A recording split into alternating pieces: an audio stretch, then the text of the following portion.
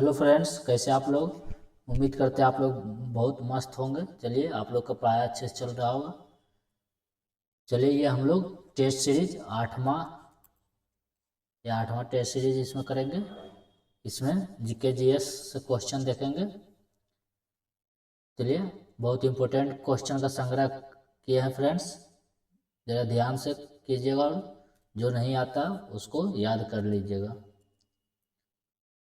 पुरालेख विद्या का अभिप्राय क्या है?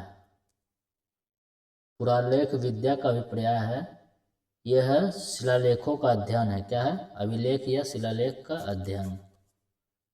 अभिलेख या शिलालेख का अध्ययन है। सिंधु घाटी सभ्यता की मुख्य विशेषता थी। सिंधु घाटी सभ्यता की मुख्य विशेषता क्या थी? सिंधु घाटी सभ्यता की मुख्य विशेषता थी व्यवस्थित शहरी जीवन। क्या थी? व्यवस्थित शहरी जीवन। इसकी नगर योजना प्रणाली थी, इसलिए व्यवस्थित शहरी जीवन थी। देवी माता की पूजा संबंधित है। देवी माता की पूजा किससे संबंधित है? ये देवी माता की पूजा सिंधु घाटी सभ्यता के साथ है। किससे? सिंधु घाटी सभ्यता के साथ है। देवी माता की पूजा सिंधु घाटी सभ्यता के साथ है। हड़प्पा से एक मुद्रा पर ऊपर की ओर पैर तथा नीचे की ओर सिर की ओर उस पर एक नारी का चित्र है और चित्र में पैर फैले हुए हैं तथा गर्भ से एक पौधा निकल रहा है। मोहनजोदड़ो से एक स्त्री की मूर्ति मिली है जिसे देवी कहा है। आइए चौथा, मोहनजोदड़ो में सबसे बड़ा भवन कौन सा है? मोहनजोदड़ो में सबसे बड़ा भवन है, क्या है? विशाल स्नानागार है। क्या है? मोहनजोदड़ो की सबसे बड़ी ये धान्यगार है। स्नानागार भी है लेकिन धान्यगार उससे ज़्यादा बड़ा है, मतलब जहाँ पे अनाजों का संग्रह किया जाता था। यह धान्यगार सबसे बड़ा है। ये लगभग कितना था?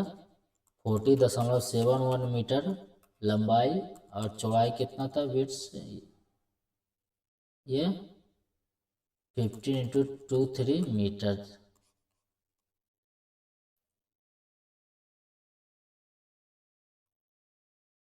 चलते हैं पाँचवें की ओर।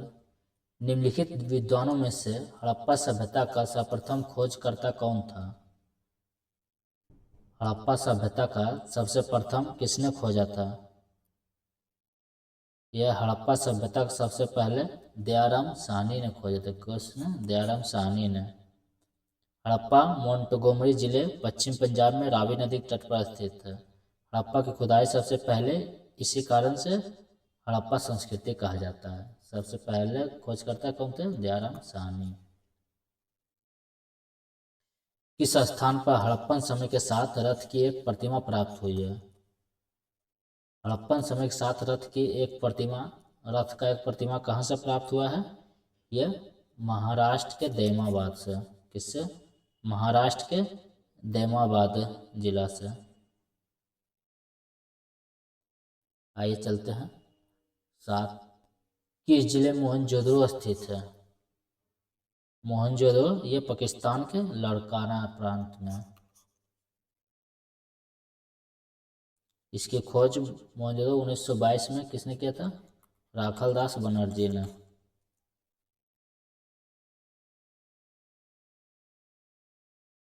भारतीय शासक के प्रतीक ये शब्द है सत्यमेव जयते, किस ग्रंथ से लिया गया है? सत्यमेव जयते। सत्यमेव जयते मुंडकोपनिषद के उपनिषद से लिया गया। चलते आगे। इस शब्द का सर्वप्रथम प्रयोग पंडित मदन मोहन मालवीय ने किया था वर्ष 1918 में, जब वो राष्ट्रीय कांग्रेस की अध्यक्षता कर रहे थे।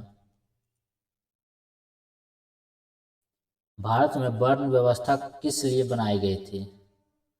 भारत में वर्ण व्यवस्था व्यावसायिक श्रम विभाजन के लिए बनाई गई थी। किसके लिए? व्यावसायिक श्रम विभाजन के लिए। किसमें है यह शब्द? जो मैं कवि हूँ, मैं कवि हूँ, मेरा पिता वैद्य है, मेरा पिता वैद्य है, और तथा मेरी माता चक्की चलाती है, तथा मेरी माता अन्न पीसती है या चक्की चलाती है। ये किसमें है? ये ऋग्वेद का है। ये किसका है? ये ऋग्वेद का है। एक इसमें एक ऋषि का था, मैं कवि हूँ, मेरा पिता वैद्य है तथा मेरी माता अन्न पीसने वाली है। भारतीय संगीत का उद्गम किसमें खोजा जा सकता है? भारतीय संगीत का उद्गम ये सामवेद में है। किसमें है? सामवेद में है। भारतीय संगीत का जो व्यक्ति गाता था उसको क्या कहा जाता था? उद्गाता। गाने वाले को उद्गाता कहा जाता था, गाने वाला।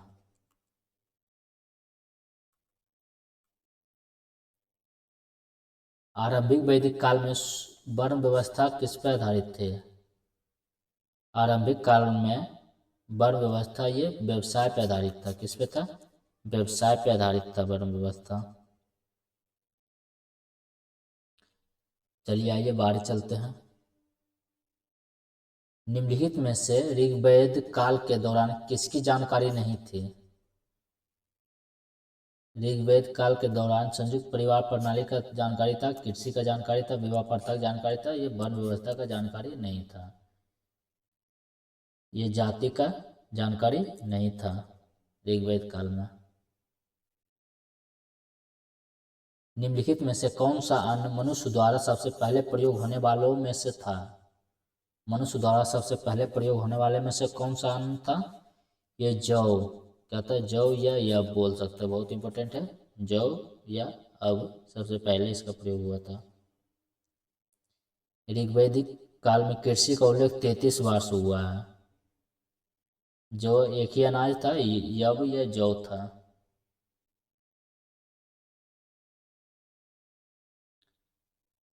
यज्ञ सूत्र किस वेद में है? यज्ञ यज्ञ सूत्र किस वेद में है? ये यजुर्वेद में है। यज्ञ सूत्र, यज्ञ का कर्मकांड किस में है? यजुर्वेद में है। चलिए आगे चलते हैं। 15 नंबर, जुरैसिक काल का माना गया पूरी तरह से तैयार वृक्षीय फॉसिल कहाँ पाया गया है? ये पाया गया छत्तीसगढ़ में। कहाँ? छत्तीसगढ़ में।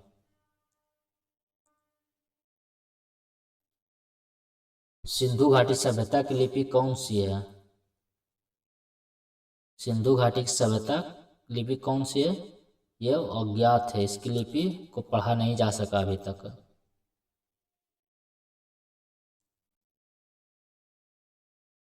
निम्नलिखित में से कौन सी जनजातीय सभा सामान्य रूप से जनजातीय सरदार मुखिया के चुनाव में शामिल होती थी? मुखिया के चुनाव में शामिल होती थी कौन सा? यह समिति शामिल होती थी। क्या समिति शामिल होती थी मुखिया के चुनाव में? निम्नलिखित में से वह दिल्ली का सुल्तान कौन था जिसकी मृत्यु पोलो खेलते हुई थी? पोलो खेलते समय किस सुल्तान की मृत्यु हो गया था, वो पूछ रहा है। बताइए।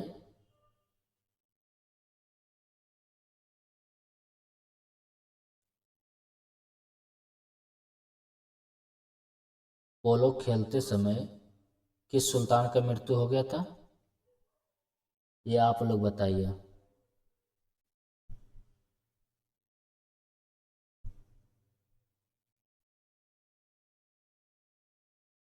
यह हो गया था गुलाम वंश के शासक कुतुबुद्दीन ऐबक का। इसने नींव रखी थी, 1206 में स्थापना किया था और 1210 में इसकी मृत्यु हो गया था। इसने कुतुबुद्दीन ऐबक ने, जो मोहम्मद गौरी का क्या था? गुलाम था। वो किसका था? ये मोहम्मद गौरी का गुलाम था। ये गुलाम वंश का स्थापना किया, किसका था गुलाम? मोहम्मद गौरी का। किसका था? मोहम्मद गौरी का गुलाम था।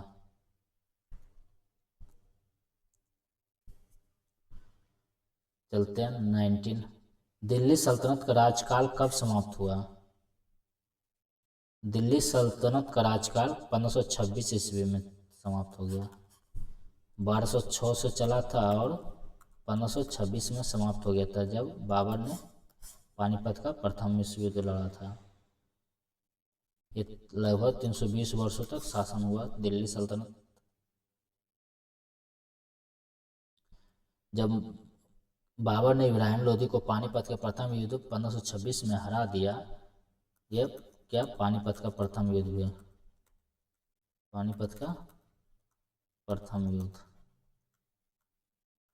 इसके बीच बाबर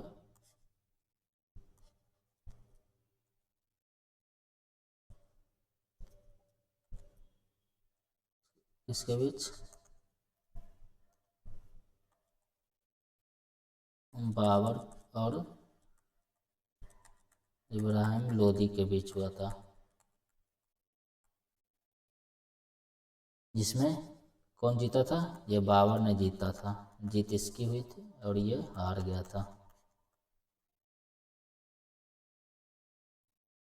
दिल्ली के सुल्तान का पद संभालने से पहले बलबन किस सुल्तान का प्रधानमंत्री था?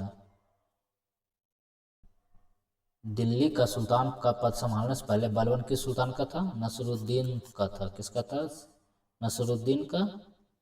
यह सुल्तान इसका प्रधानमंत्री था। किसका था? नसरुद्दीन का।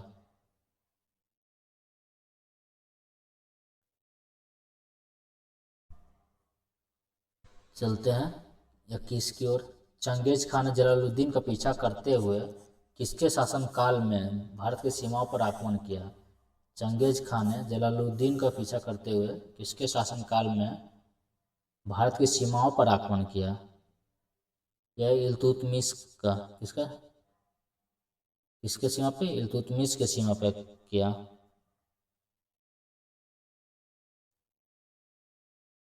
ये इल्तुतमिश के दरबार में अपना दूत भेजा और इल्तुतमिश सावधान किया कि जलालुद्दीन मंगबनी की सहायता ना करें। चलिए आगे चलते हैं। निम्नलिखित में से किसको शक्तिशाली सैन्य बलों के एक समूह चिहलगनी के विनाश का श्रेय दिया जाता है? चिहलगनी 40 सरदारों का जो समूह था, 40 सरदारों के समूह को चिहलगानी, इसको किसने समाप्त कर दिया? ये चिहलगानी प्रथा को ये इल्तुतमिश ने बनाया और बलबन ने इसे खत्म कर दिया था।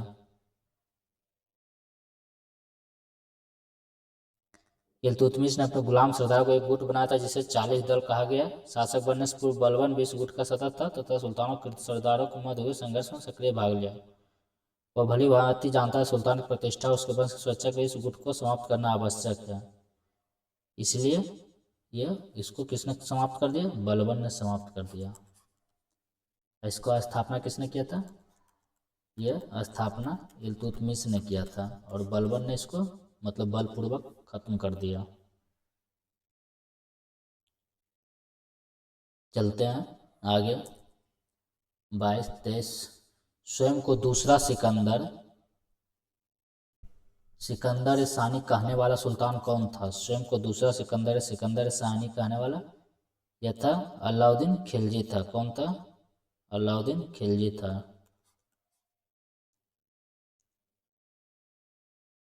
स्वयं को दूसरा सिकंदर सानी कहने वाला सुल्तान कौन था? इसके बारे में पूछा गया है।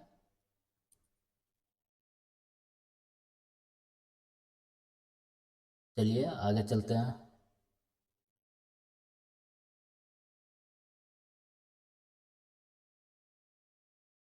सिख सेना कहलाती थी। सिख सेना क्या कहलाती थी? ये खालसा। सिख सेना खालसा कहलाते थे। क्या कहलाते थे? खालसा। इस खालसा पंथ की स्थापना कब हुआ था? 1699 ईस्वी में। आइए चलते हैं आगे।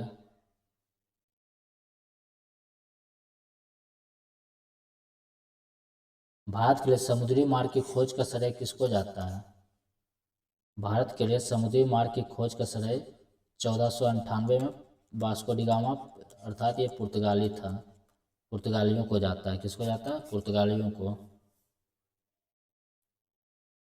और सबसे लास्ट में पुर्तगाली ही गया था 1961 में गोवा को आज़ाद करके। 1961 तक गोवा पे राज किया था। और सबसे पहले पुर्तगाली ही आया था। केप ऑफ गुड होप के रास्ते भारत के कालीकट बंदरगाह पर पहुंचा था। कौन बंदरगाह पे? कालीकट बंदरगाह पे।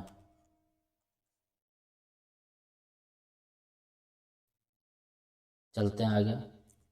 25, 26 बनाइए आप लोग। लेडी विद द लैम्प किसे कहा जाता है? इसके बारे में पूछा गया। Lady with the lamp.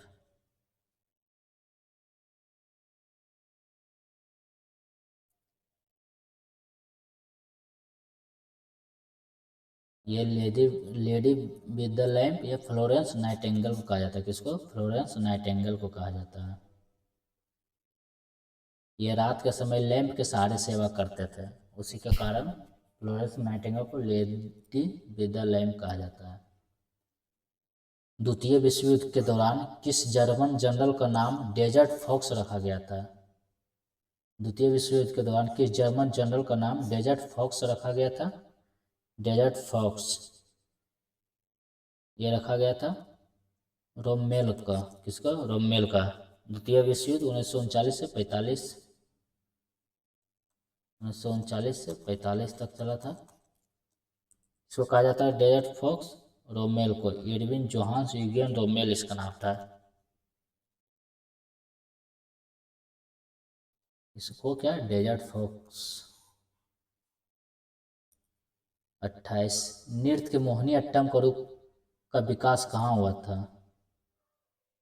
ये बहुत अच्छा क्वेश्चन है। नृत्य के मोहिनी अट्टम रूप का विकास कहाँ हुआ था, इसके बारे में पूछा गया है।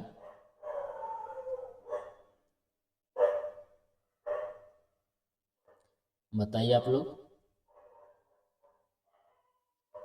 ये मोहिनी अट्टम का विकास कहाँ हुआ था? केरल में हुआ था। त्रावणकोर के महाराजा स्वाति तिरुनल के शासनकाल में इसका जन्म हुआ था।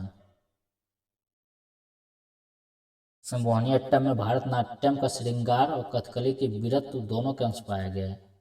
मतलब भारतनाट्यम का श्रृंगार, ये मोहिनी अट्टम में भारतनाट्यम का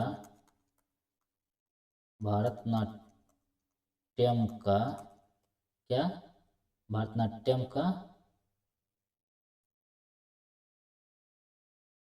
भारतनाट्यम का श्रृंगार और भारतनाट्यम का श्रृंगार और कथकली का वीरत्व। कथकली का क्या? वीरत्व। ये दोनों इसमें मिश्रण है। ये दोनों है इसमें। आइए 29 निम्नलिखित कलाकारों और उनके कला रूपों का मिलान करना है। संयुक्त पानीगृही किससे है? ये किससे? उड़ीसी नृत्य से। संयुक्त पानीगृही उड़ीसी नृत्य से। एम गोपाल कृष्ण अय्यर किससे था? ये वायलिन वादक। पंडित रविशंकर ये सितार वादक था। पंडित रविशंकर क्या था? सितार वादक था। और पालघाट मणि अय्यर किससे था? ये मृदंगम। क्या हो जाएगा? 4 3 1 2। कौन सा आंसर? 4 3 1 2। ये दूसरा पार्ट सही हो जाएगा। चलिए आगे चलते हैं। भारतीय संविधान की रचना निम्नोक्त में से किसके सर्वाधिक गंभीर प्रभाव छोड़ा है? भारतीय संविधान में सबसे ज़्यादा प्रभाव कौन है? या मिनी संविधान भी उसको कहा जाता है। कौन से संशोधन को या कौन से संविधान को, ये आप लोग को बताना है। बताइए।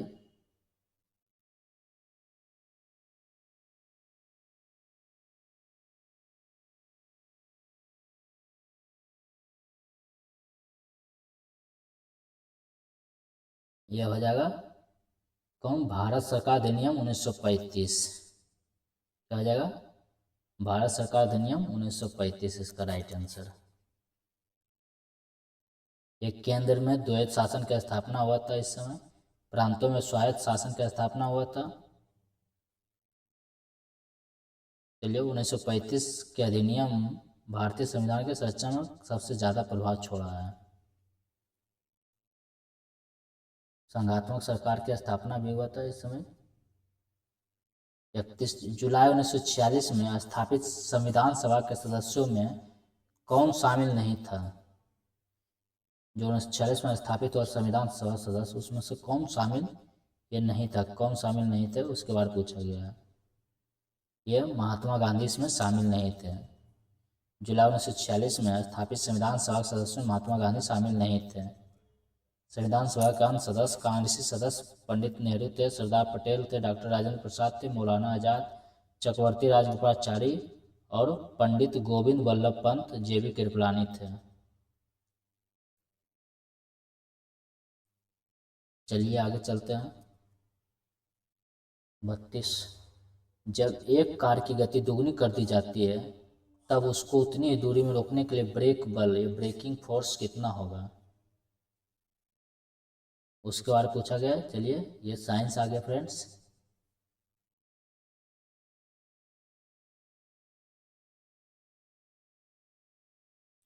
बताइए।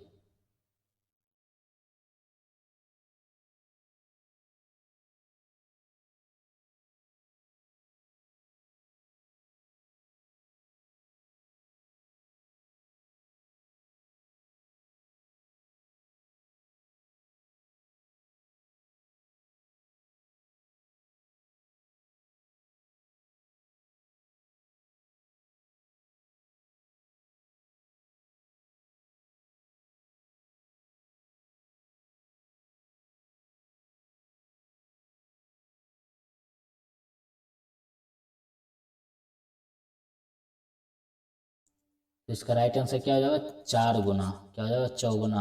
जब एक कार की गति दोगुनी कर दी जाती है तब उसको उतनी ही दूरी में रोकने के लिए ब्रेक बल चौगुना लगाया जाता है। क्या?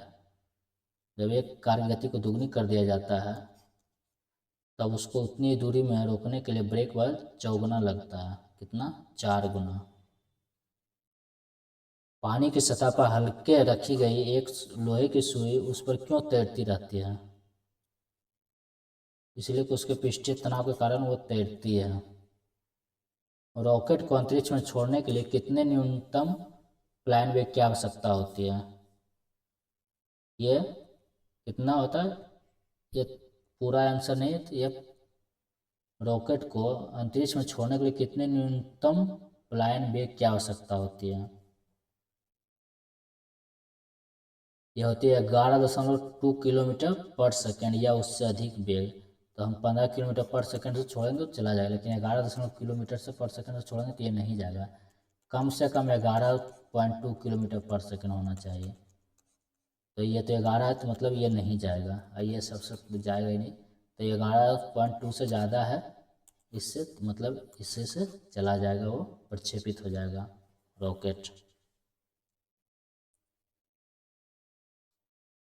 35, शीशे के एक टुकड़े सहित बर्फ का एक ब्लॉक खंड पानी में तैरता है। यदि बर्फ पिघलती है तो पानी का स्तर क्या होगा? बहुत इंपॉर्टेंट है।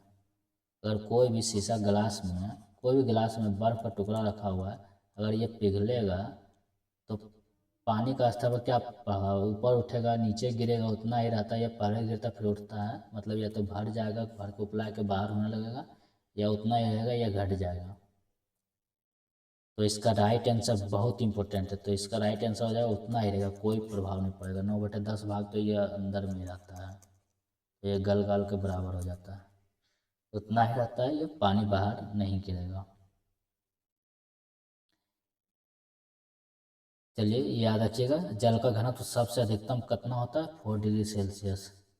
4 डिग्री सेल्सियस डेंसिटी मैक्सिमम होता है।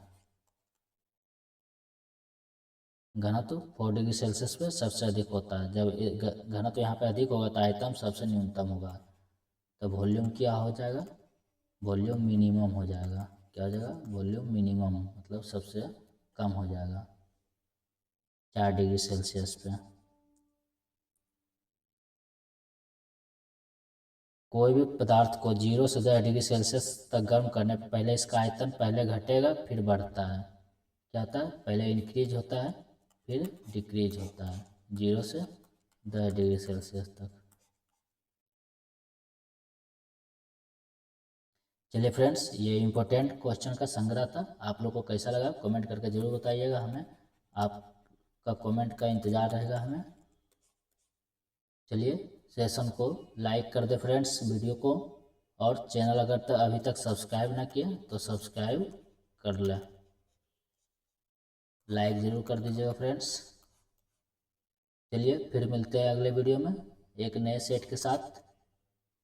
तब तक के लिए आप चैनल के साथ बने रहिए और प्लेलिस्ट में जाकर पुराने वीडियो अगर नहीं देखे तो देख सकते हैं। चलिए मिलते हैं अगले वीडियो में। जय हिंद।